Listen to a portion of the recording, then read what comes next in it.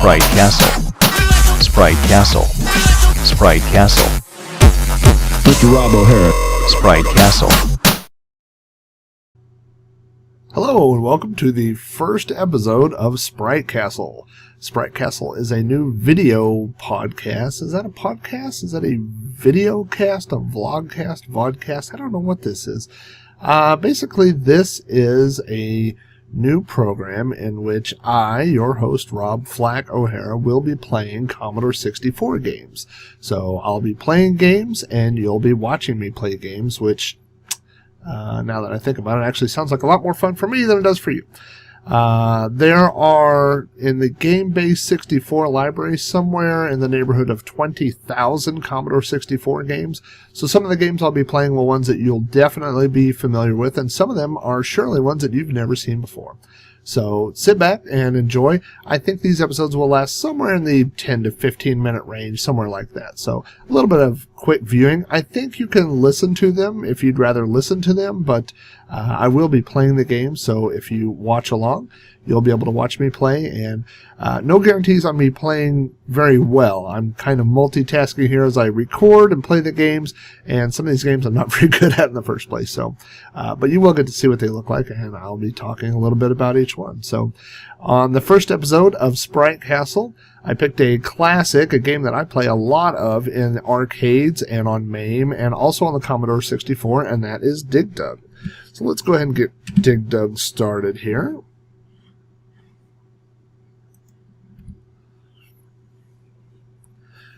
Dig Dug, as you will see, was released in 1982 by Namco, and it was ported over to the Commodore 64 very early on.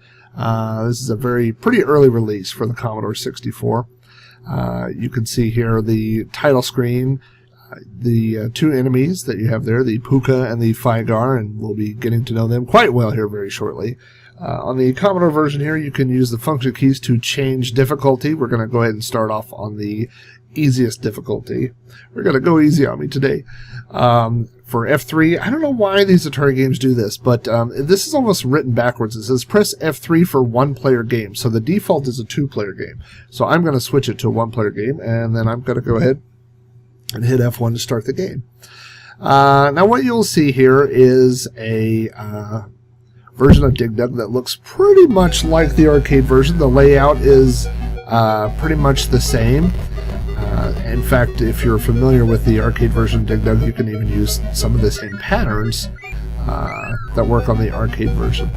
There are definitely some differences. The first and most obvious difference here is that everybody is a little bit wide and a little bit fat.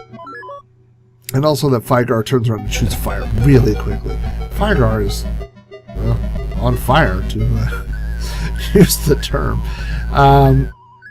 There are some minor differences in the way that the characters actually react. And one of the things that you'll see here is that whenever you go to drop a rock, in the arcade version, your enemies will run away from you. So it's difficult to stack multiple bad guys and drop rocks on multiple people. It's not that difficult, but it's more difficult than it is in this version for sure.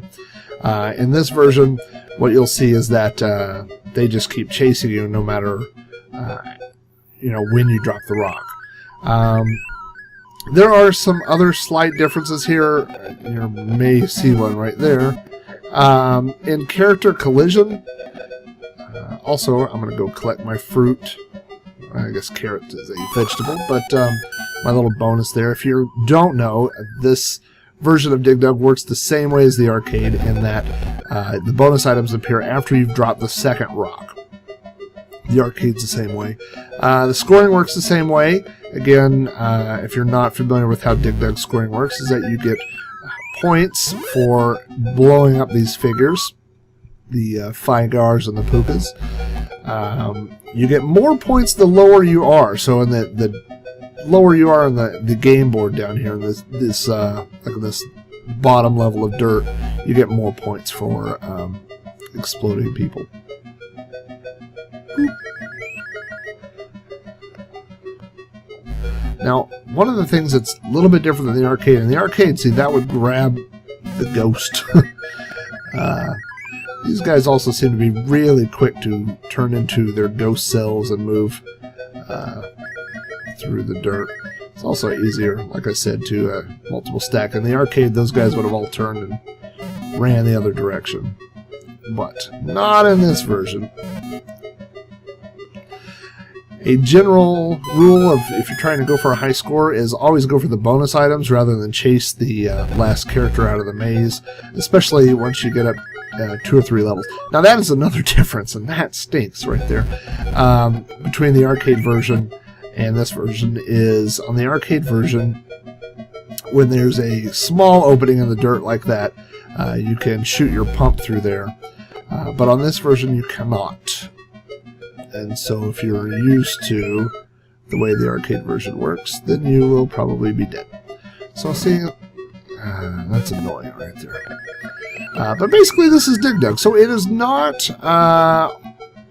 all that different from the arcade version, to be honest with you.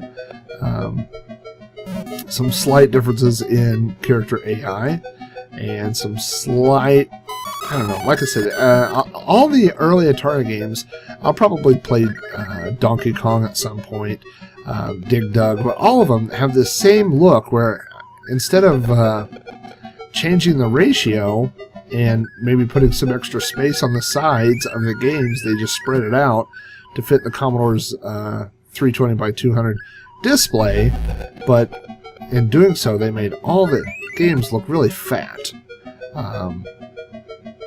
It's like we've been having a little bit too much Pooka pie here in Dig Dug land. Let's see if I can get this. So like I said, it's really annoying the way that usually in the arcade version of Dig Dug, when you drop a rock, if there's a ghost like right touching the rock or whatever, the rock will pull the ghost down into and kill them. But in this version, doesn't normally seem to do that. So, Dig Dug for the Commodore 64, a great arcade conversion, especially for being as early as it was in the system's library. And don't have much more to say about it than that. So, anyway, this has been the first episode of Sprite Castle. If you would like to request games that you'd like to see, or have any comments or feedback, you can email me at spritecastle@gmail.com.